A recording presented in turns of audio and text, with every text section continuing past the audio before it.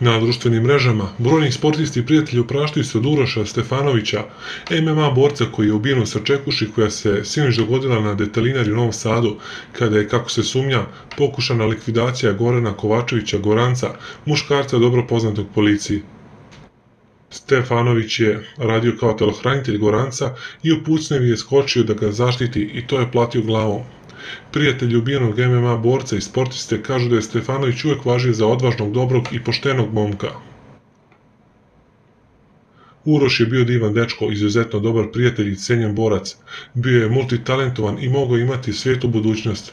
Bio je vrstan rvač, a ni judo ni brazilski jiu-jitsu mu nisu bili strani, tako da je njegov multitalenat za borbu doveo do toga da postane MMA borac. On je 2018. godine dobio zvaničnu licencu za fizičko obezbeđenje i od onda je radio kao telohranitelj.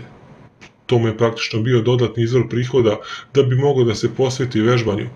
Pričaju za Blic njegovi prijatelji iz kluba.